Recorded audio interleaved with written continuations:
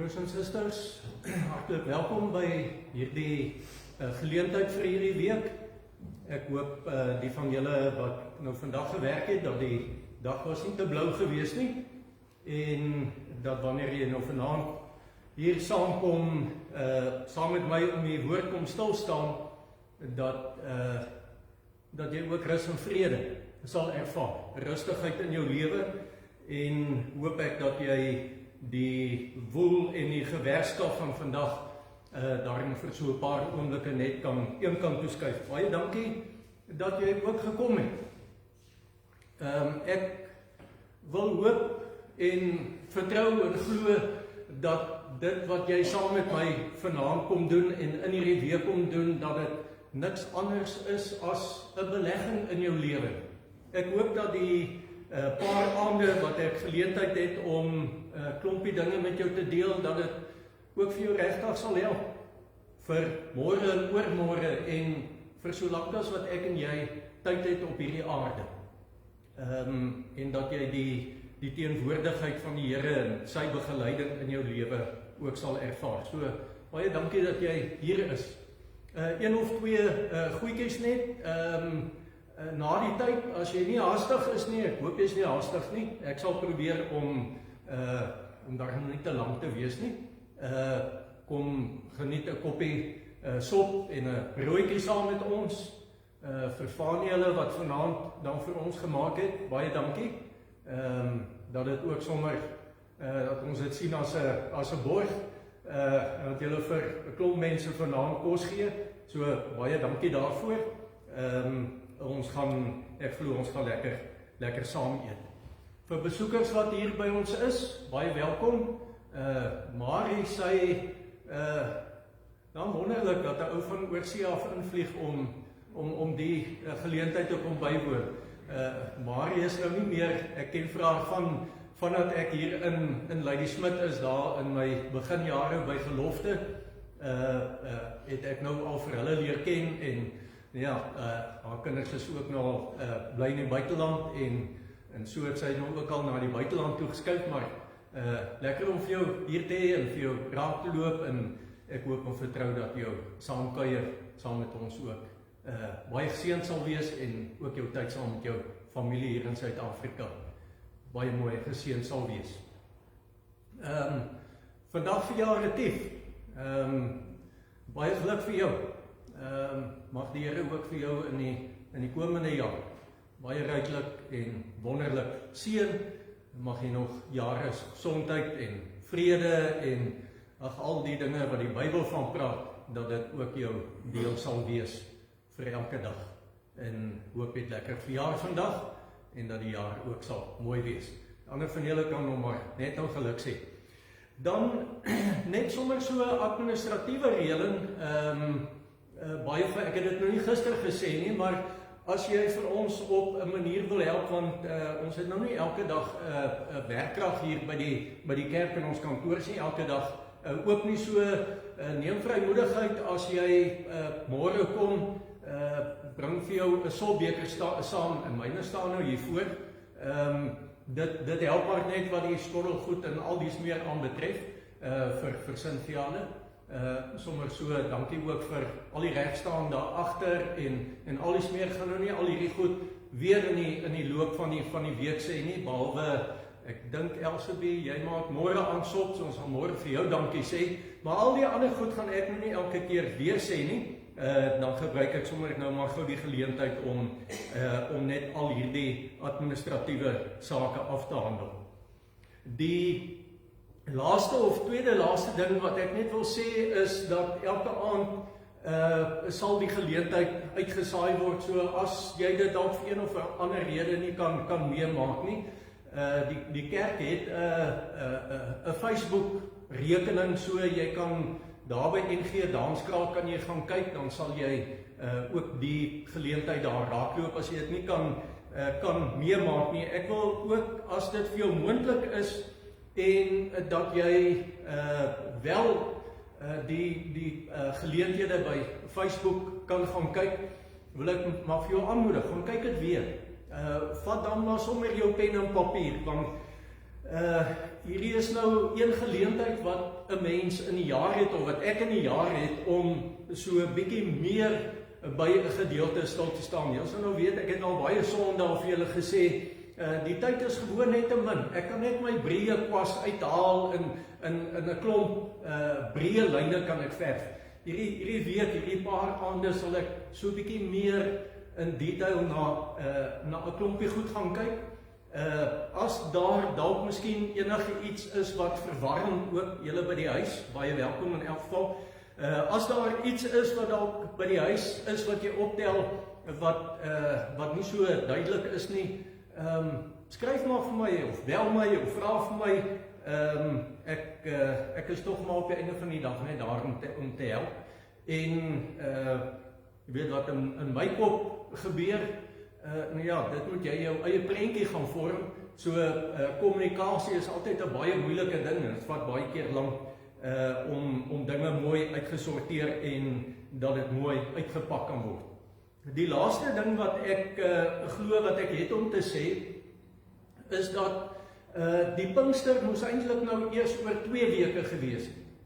Maar nou val hierdie jaar se Pinkster en Paase in al dies meer afhangende hoe die maan mos nou skuwe, bepaal wanneer is Paasnaweek en wanneer Paasnaweek is, bepaal ook wanneer is Pinkster en Hemelvaart. En nou val Pinkster hierdie jaar saam met 'n week wat nog voordat ek begin werk het, wat ons 'n week in die Laagveld het. En die het ek nou verlede jaar al gesien toe ons die kalender opgestel het dat dit nou gaan bots. So dit val nou nie so saam met wanneer Pinkster nou gewoonlik moet gebeur nie, want Hemelvaart is eers volgende week donderdag. So ek wil in elk geval vir jou dankie sê dat jy dan die geleentheid kom meemaak. Al val dit nou nie in die tradisionele tyd nie, maar ek wil hoop dat die paar aande wat ons saam met mekaar gaan kuier en geleentheid het om in die Bybel stil te staan, dat dit tog nou nie vir ons sal wegtrek van die tradisie sê, dis wanneer dit moet gebeur nie. Nou met dit alles in gedagte wil ek dan vir jou ook uitnooi om saam met my stil te word.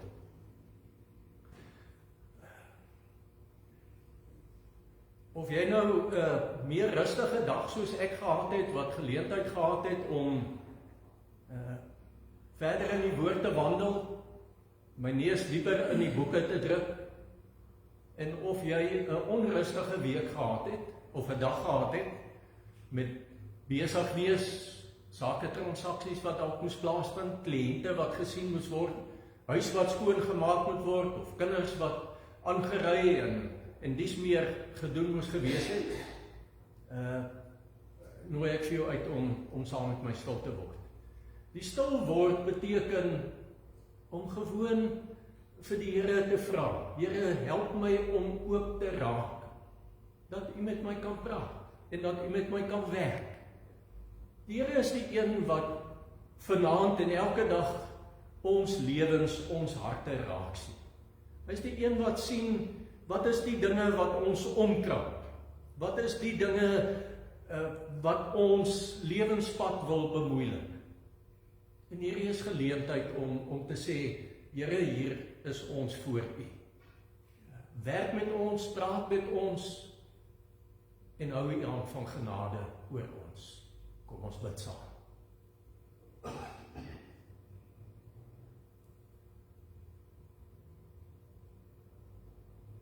Here, wanneer ons by Pinkster uitkom, dan weet ons ook, ons is byna by die helfte van hierdie jaar.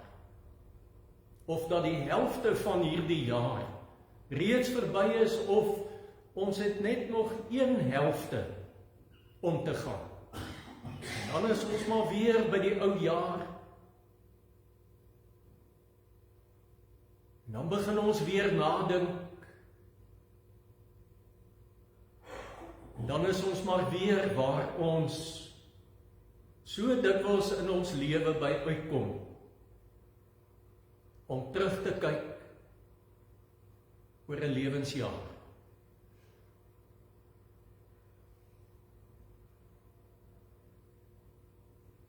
Dankie vir hierdie oomblikke wat ons as gelowiges saam met mekaar kan spandeer.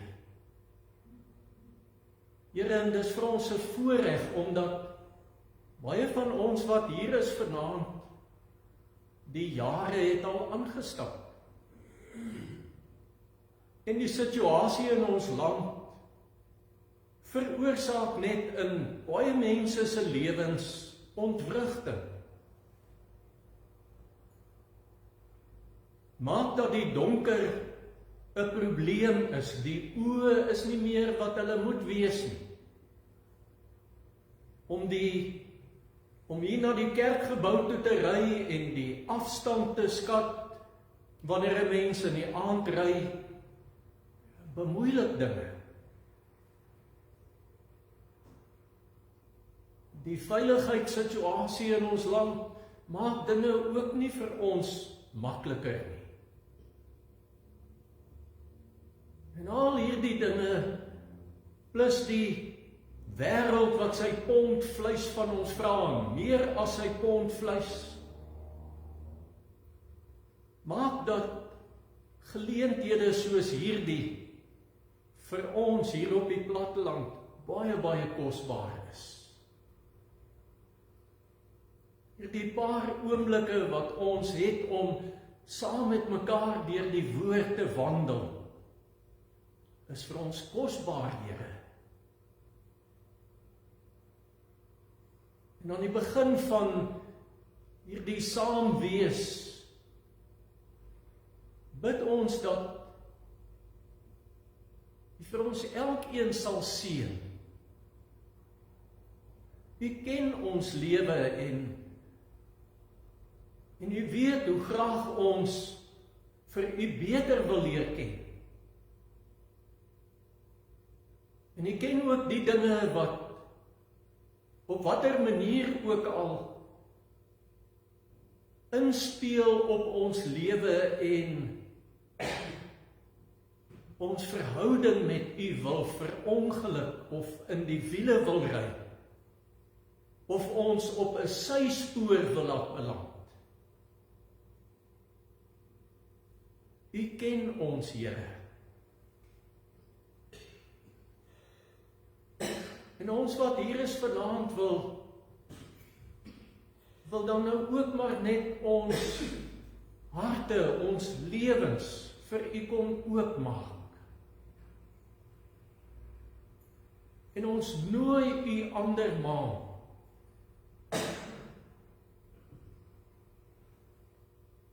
dat U vir ons sal help om die dinge waarmee ons sukkel, die dinge wat ons verhouding met U wil verongeluk, dat die woord ons in hierdie week nog so tree of beter sal help op pad na U toe. Dankie dat U woord ewig is. Dat die woord wat in Petrus se tyd, by die begin van die kerk se bestaan, vir die Christene daardie tyd woord was, dat dit nog steeds dieselfde is. Al lyk ons wêreld anders, of vlieg ons met vliegtuie en ons woon op ander plekke in die wêreld. Die woord verander nie. En dat die woord bedoel is vir mense soos ek wat voorreg gehad het om te kon studeer, maar dat die woord ook bedoel is vir die jongste een hier tussen ons wat met woorde en terminologie gebombardeer word, en wat dit nie altyd verstaan nie, of wat dit moeilik vind om dit te verstaan, en wat die taal van groot mense nie altyd begryp nie, dat die woord vir ons elkeen sal waar wees. Seën vir ons in hierdie oomblikke. En dankie dat ons dit kan bid. In die naam van Jesus Christus ons Here. Amen. Terwyl ons so sit, wil ek jou uitnooi, ons gaan een lied sing, en dan is daar een lied waarna ons saam gaan luister.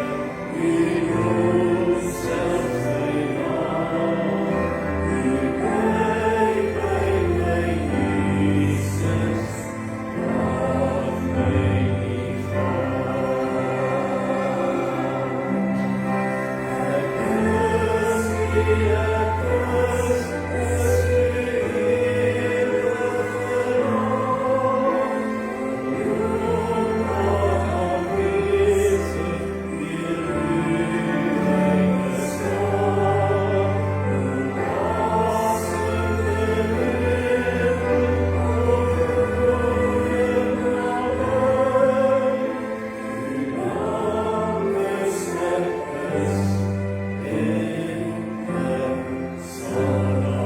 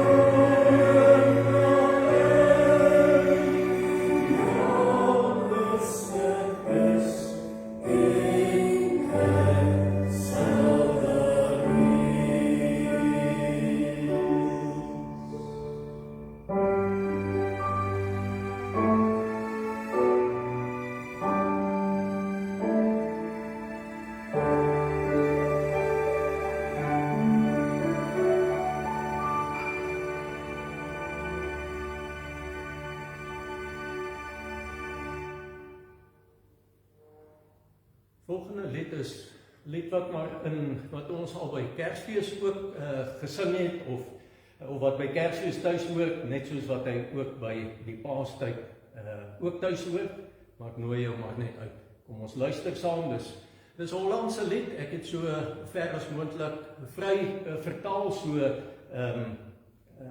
ek hoop dit sal vir jou dan ook help.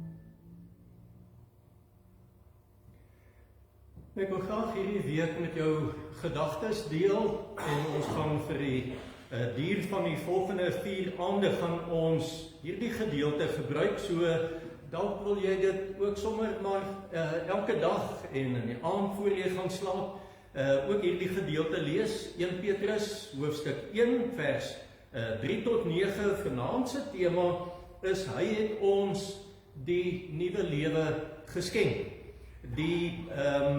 Die gedagtes wat in hierdie week na vore gaan kom, is natuurlik lewe, waarby ons vanaand gaan uitkom, môre aand hoop, woensdag aand blydskap en donderdag aand ewige saligheid. Nou, net een of twee opmerkings wat ek net wil maak voordat ek die gedeelte saam met jou lees en dan net 'n paar gedagtes met jou deel.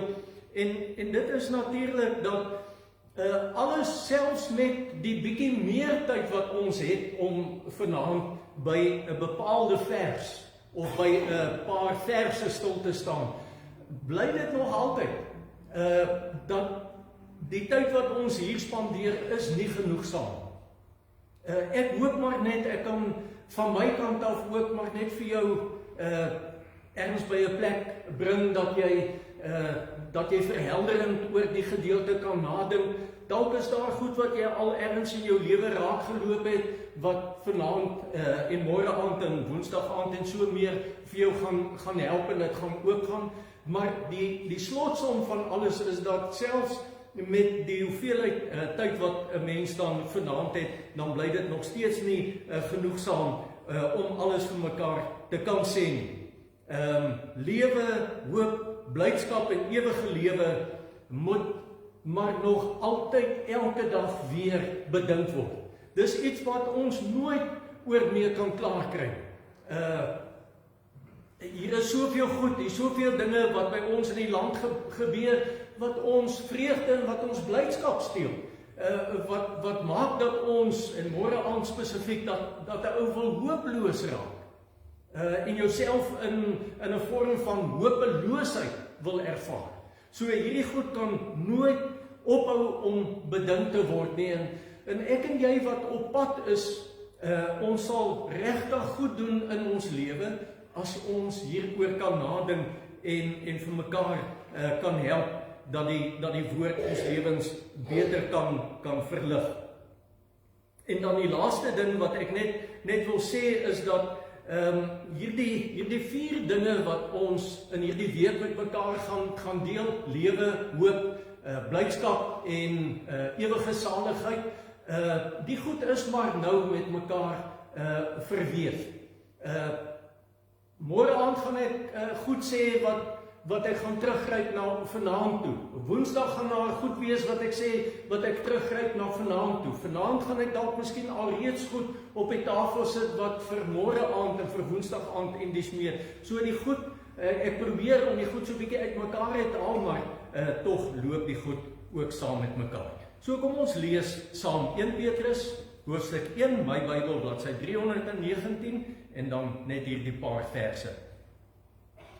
Aan God, die Vader van ons Here Jesus Christus, kom al die lof toe. In sy groot ontferming het hy ons die nuwe lewe geskenk deur die opstanding van Jesus Christus uit die dood. Nou het ons 'n lewende hoop op die onverganklike, onbesmette en onverwelklike erfenis wat in die hemel ook vir julle in bewaring gehou word. En omdat julle glo, word ook julle deur die krag van God veilig bewaar vir die saligheid wat reeds gereed is om aan die einde van die tyd geopenbaar te word. Verheug julle hieroor. Selfs al is dit nodig dat julle 'n kort tydjie bedroef gemaak word deur allerlei beproewings, sodat die egtheid van julle geloof getoets kan word. Julle geloof is baie kosbaarder as goud, goud wat vergaan. Selfs die suiwerheid van goud word met vuur getoets en die egtheid van julle geloof moet ook getoets word, sodat dit lof en heerlikheid en eer waardig mag wees by die wederkoms van Jesus Christus. Hom het julle lief, al het julle hom nie gesien. Deur in hom te glo, al sien julle hom nou nie, het julle reeds deel aan die saligheid wat die einddoel van julle geloof is. En dit vervul julle met 'n onuitspreeklike en heerlike blydskap. Nou net daardie gedeelte wat ek saam met jou lees en mag die Here dan vir ons elkeen deur hierdie gedeelte ook seën. Dalk het jy al gewonder, waar kom Pinkster vandaan? Want Pinkster is nie soos wat ons dit het, is nie iets wat teruggevind word regtig in die Bybel. Die NG Kerk het hierdie mooi tradisie van Pinkster wat nou van 1861 af met ons saamkom. En daar in die Parel was 'n dominee van Erlingen gewees. En hy vertel hoe die gemeente daar in die Parel platgeslaan was deur hulle sonde. En dit was in Januarie maand gewees en die gemeente aangegryp deur die sonde wat daar onder hulle geheers het. Ek kon nou nie uitvind wat se sonde dit is nie, maar hulle is aangegryp deur die sonde. En hulle wou toe in die gemeente, wou hulle toe nou 'n reeks dienste hou. Dominee van Erlingen het toe vir die kerkraad gevra of dit nie maar moontlik is dat hulle dan die tyd tussen Hemelvaart en Pinkstersondag kan gebruik om dan elke dag 'n bidtier te hou nie. En dit was toe nou 9 tot 19 Mei 1861. En Dominee Lingen vertel dat hy na die erediens daar, die Pinkstersondag, nie huis toe gegaan het nie. En by die middagdiens het dit gebeur. Hy het enkele gedagtes met die gemeente gedeel en toe voortgegaan in gebed. Dit was 'n gebed van belydenis van sonde van homself en van die gemeente. En toe het hy diep ontroerd geword en onder trane uitgeroep: Vader, Vader, kyk, wie is hy? Hy stel hom tussen ons en u, lieflike voorwerp. Dit is die held van Bosra. Sy klere is met bloed bevlek. Toe ek daar op my knieë gelê het en terwyl ek gesmeek het tot die Here, het ek baie sneeuvlokkies gesien wat na die hemel opstyg en met eens ook 'n krygsheld wat in 'n mantel geklee met bloed bevlek, wat met snelle vaart hom voor die sneeuvlokkies stel. Dit was die gebede van die gelowiges wat opstyg, maar wat nie aangeneem kon word nie sonder die tussenkoms van die erekoning nie.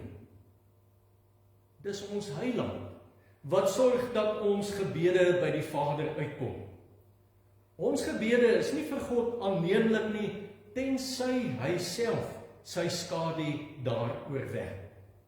En omdat Christus tussen ons en hom kom staan, kan ons bid en word ons gebede verhoor. En dis van daar af wat die tradisie by ons in die NG Kerk is om Pinkster te vier. En daarom was Pinkster, en so het ek nou maar groot geword en die tradisie in die kerk raak geloop, dat dit maar nog altyd 'n geleentheid was vir nadink, vir vernuwing, vir 'n geleentheid om jouself voor die Here te kom oopstel en dat die Here met 'n mens kan praat. En wie van ons is daar wat dit nie op gereelde basis tog maar kan doen? En daarom dan vanaand se eerste geleentheid wat dan gaan oor die Here, hy het ons die nuwe lewe geskenk. Nou ons sê gewoonlik in ons elke dag se omgang, dan sê ons altyd end goed, alles goed. Maar die evangelie sê begin goed en alles is goed. Nou hierdie gedagte loop ek nou maar altyd raak wanneer dit te doen het met die basiese van wat dit ook al is.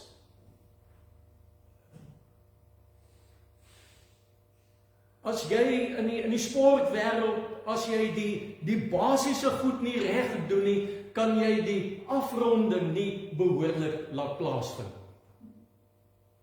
Ek vermoed dit is met baie ander vakgebiede. Ek staan nou sommer so hier van vooraf en skiet uit die heup uit as ek nou so na van julle kyk. As jy boekhouding doen, as jy nie die basiese goed reg doen nie, kan jy op die einde nie jou boeke laat balanseer.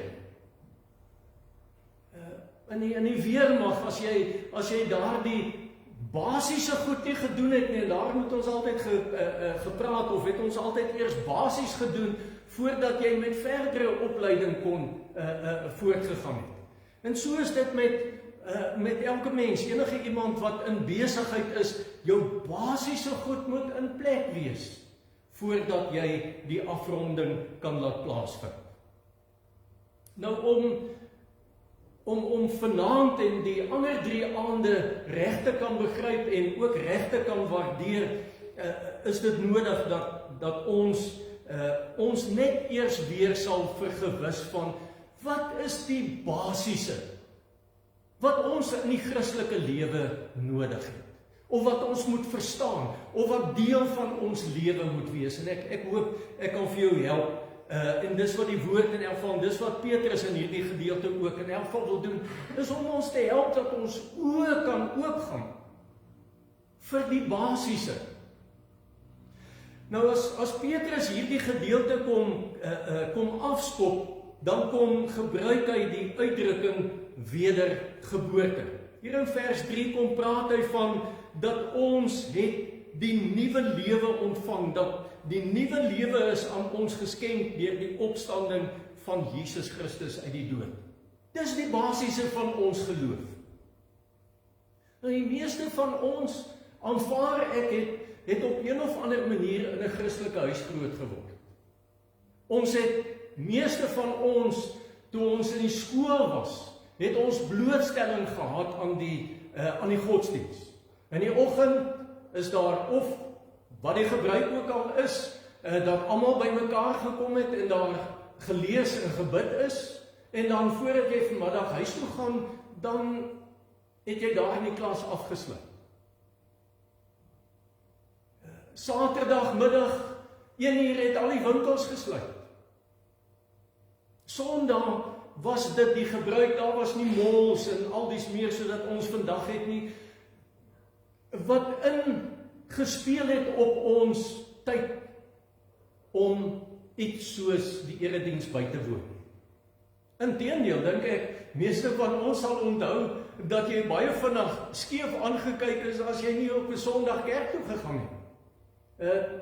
Mense baie vinnig vertel, of die samelewing het jou baie vinnig laat verstaan, dat hoekom is jy nie in die kerk nie. Sommer net so, terwyl ek nou die 2 weermag ouens hier sien, daar in die weermag vertel, het iemand vertel, nou aan die begin van jou tyd in die weermag, van jou diensplig, dan staan jy oral in sulke rye, en dan moet jy jou medies doen, en jy gaan deur die kapelaanskantoor, en jy moet ergens moet jy jou uitrusting moet jy ontvang, maar oral staan jy in toue. En so beland hierdie ouens toe nou ook in 'n tou by die kapelaanskantoor, is nou die dominee se plek, né? En die korporaal loop so tussen die lot jong manne deur, sodat die ouens gesig kan word, en dat die ouens min of meer kan weet waartoe moet jy gaan, en want daar was baie respek gewees vir die kerke. En hier op 'n stadium toe kom die korporaal, kom hy daar by 'n jong seun, en hy vra vir hom, watter kerk is jy? En die jong ouetjie sê, nee, hy behoort nie aan die kerk nie. Hy sê, jy's in die NG Kerk. En dis hoe ons groot geword het. Met die gevolg dat iets soos wedergeboorte baie keer iets is wat nie meer impak op ons lewe maak nie. En kom ons dink nou net vir 'n oomblik, as Petrus sy brief skrywe, dan skryf hy dit vir gelowiges wat verspreid is.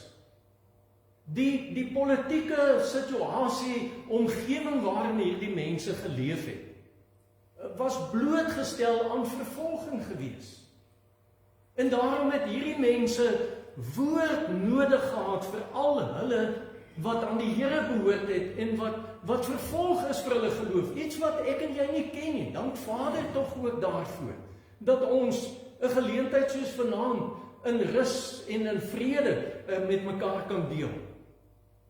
Dat hierdie mense het woord nodig gehad wat, ek wil amper sê, liggaam en siel aan mekaar gehou het. Wanneer ons die woord wedergeboorte gebruik, dink ek is dit 'n woord wat maar baie keer by ons ore verbygaan. Wat beteken een van 2 of 3 dinge. As ons praat van wedergeboorte, is dit 'n term wat heel moontlik so holrigery is, dat ons die impak van daardie woord eintlik nie meer begryp. Of as ons die term wedergeboorte gebruik, is daardie term al so afgewater, dat die impak wat hierdie woord eintlik moet hê, by ons lewens verbygaan. En as ek en jy nou môre aand en Woensdag en Donderdag aand met mekaar wil praat, dan is hierdie 'n woord of 'n term wat ons weer oor moet gaan nadink. Wedergeboorte, soos wat hy in die Bybel gebruik word, is nie 'n term wat 'n afgehandelde verskoning, wat 'n afgehandelde aksie met hom meebring. Wedergeboorte, wanneer dit in die Bybel gebruik word, is 'n voortdurende proses, gebeure wat in 'n mens se lewe moet plaasvind. En as ons oë net hiervoor weer kan oopgaan, dat wedergeboorte is nooit 'n menslik uitgedinkte saak nie, dan het ons al ver gevorder. Want ons probleem is baie keer is dat soveel van die geloofsgoed wil ons van onsself kom afhanklik maak. So asof dit ons is wat uit ons goedheid, so asof dit ons is wat uit ons slimmigheid onsself met die Here se goed as ware wil ophou, of aan die Here voorskriftelik wil wees. Die wedergeboorte is altyd 'n saak waarin God die inisiatief neem. En daarom kan, as jy nou Petrus se boek gaan lees, hoe begin hy? Dan sê hy, aan God, die Vader van ons Here Jesus Christus, kom al die lof toe. Want dis God wat met ons begin. Dis God wat inisiatief in ons lewe neem. En ongelukkig gebeur dit, het dit ook gebeur, en gebeur dit baie keer in ons lewe, dat hierdie woord, hierdie term van wedergeboorte, moet ons weer laat terugskuif na God toe, sodat ons hom beter kan leer ken. En daarom sê iemand dat hierdie term wedergeboorte, ek weet ek is nou vreeslik tegnies, maar ek hoop ek kan die gedagte by jou tuis bring.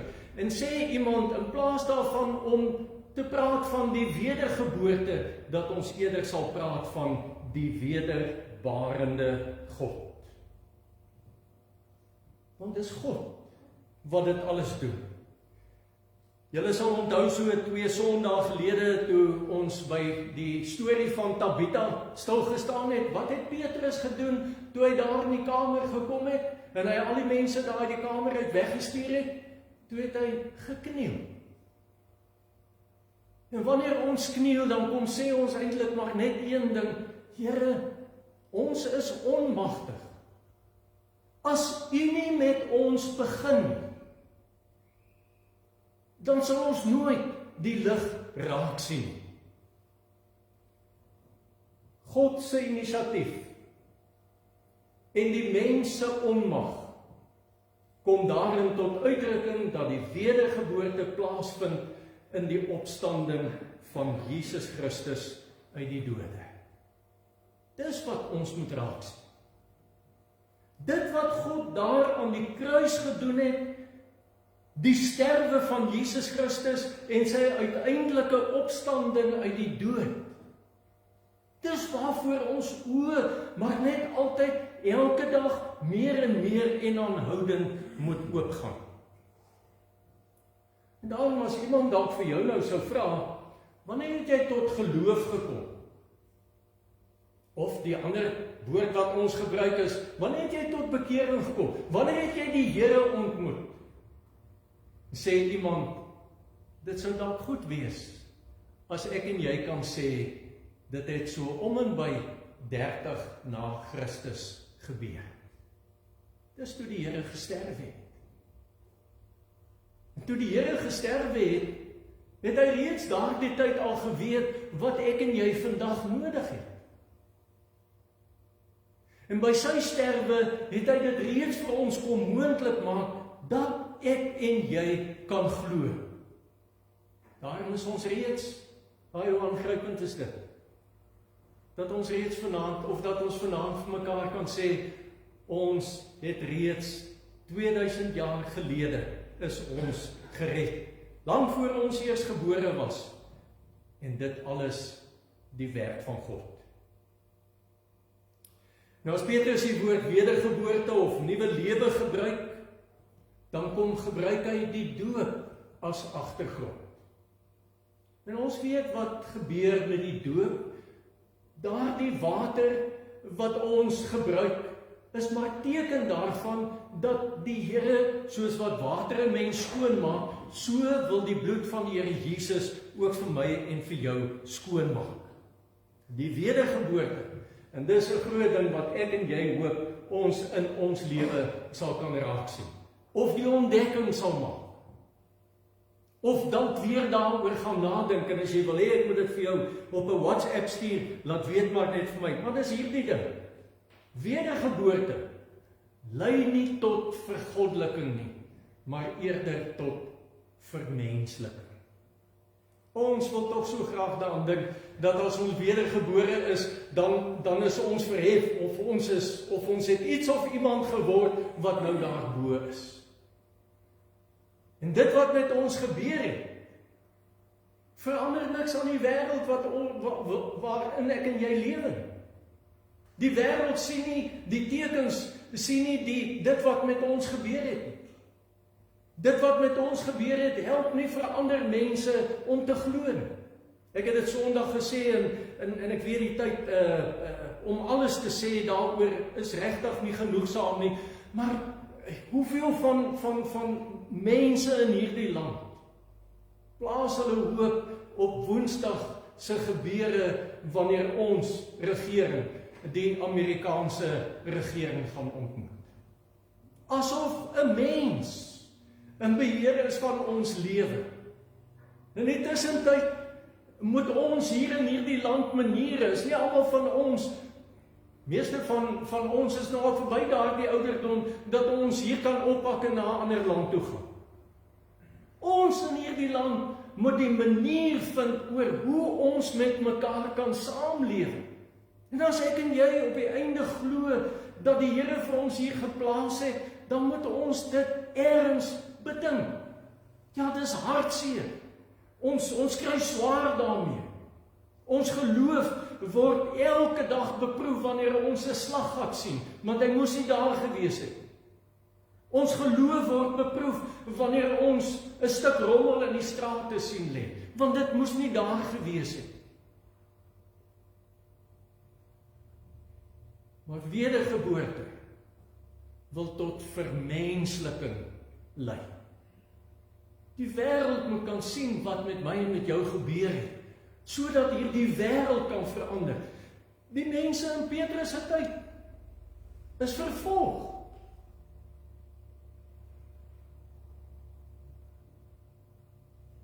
Maar hulle het vasgehou aan hulle roeping en dit wat met hulle gebeur het.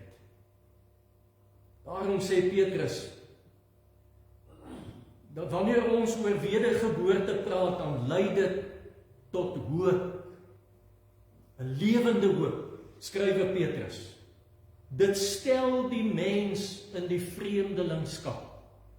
Dis mos hoe ons onsself beleef. En die wêreld wil vir ons so laat voel, as ek kyk na wat op die sosiale media gesê word, dan word daar van mense in hierdie land, ek en jy onder andere ook gepraat, dat ons vreemdeling is. Ons kom eintlik van 'n ander plek af. Maar in die geestelike in ons geloofslewe wil die Bybel dit tog ook kom beklemtoon dat wedergeboorte het van ons vreemdelinge gemaak. Nie vreemdelinge wat nie 'n boodskap het nie. Nie vreemdelinge wat nie 'n bydrae het om te lewer nie. Vreemdelinge wat juis 'n boodskap het. Vreemdelinge wat juis 'n verskil in die wêreld kan maak. En daarom wil die wedergeboorte vir my en vir jou help dat ons fokus op die toekoms van God sal wees. En dat ons aan ons ewige tuiste kan vashou. Iemand skryf dan sê hy net op datum kom met wat ek hier vir julle wat ek hier op die bord gebring het. Iemand skryf dan sê hy die wedergeboorte is die nuwe begin deur God se barmhartigheid en hoop op die toekoms. Daardie twee terme, lewe en hoop, is die twee terme wat ons reg deur Petrus se brief raakloop. En die laaste ding wat ek met jou wil deel, is dat ons vreemdelingstatus, ek en jy het 'n status vanaand, status van gelowige, status van kind van God wees. Maar daar is drie dinge, drie aspekte, en ek noem dit net vir jou, waarop ons vreemdelingstatus op neerkom. Die eerste is 'n vreemde herkoms. Ons was van tevore, was ons sondaars gewees, ons is nou nuwe mense, ons het 'n vreemde herkoms. Die taal en die sedes wat ek en jy het, is vreemd aan hierdie wêreld. Want ons taal is een van hoop, en van nuwe lewe, en van sekerheid. En die laaste ding is, dat ons status lê in vreemde gode. God, wat sy lewe vir ons kom gee. En God wat met ons op pad is. Die wedergeboorte vind plaas tot 'n nuwe hoop. En daaroor gaan ek môre aand met jou praat. Oor al die dinge wat wil veroorsaak dat dit wat met ons gebeur het, dat dit in die wiele gery sal word. Amen. Hemelse Vader, ons wil vanaand maar net weer daaraan kom dink, as dit nie vir U was nie. As U ons nie gehelp het om U raak te sien. As dit nie was dat U ons oë oopgemaak het, dat ons U uitgesteekte hand kon raak sien. Waar sou ons dan nie ook maar gewees het nie?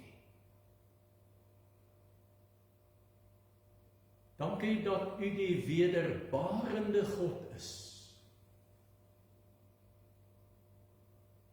En dat ons lewe altyd kan terugherlei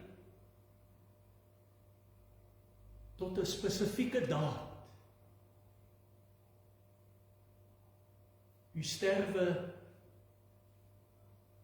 en U uiteindelike opstanding uit die dood en hemelvaart. Nie net sê ons vir U dankie dat ons nuwe mense kan wees nie, maar loof ons U ook, omdat ons vanuit hierdie nuwe lewe elke dag kan leef, hoopvol kan wees, blydskap kan ervaar, en kan dink aan ons ewige tuiste. Amen. Ons gaan sluit met 'n lied wat ons elke aand in hierdie week, 'n lied wat ons in hierdie week gaan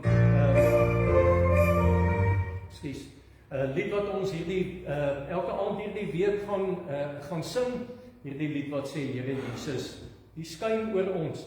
En ek hoop dat in die duur van hierdie week wat ons dit gaan sing, een reël wat nou die afgelope tyd aanhoudend in my kop weer klink is, Here, laat u lig so in my lewe skyn, dat my oë kan oopgaan, dat my oë kan verhelder. Maar ons gaan dit elke aand sing. Kom ons sing dit saam. Ons kan maar staan.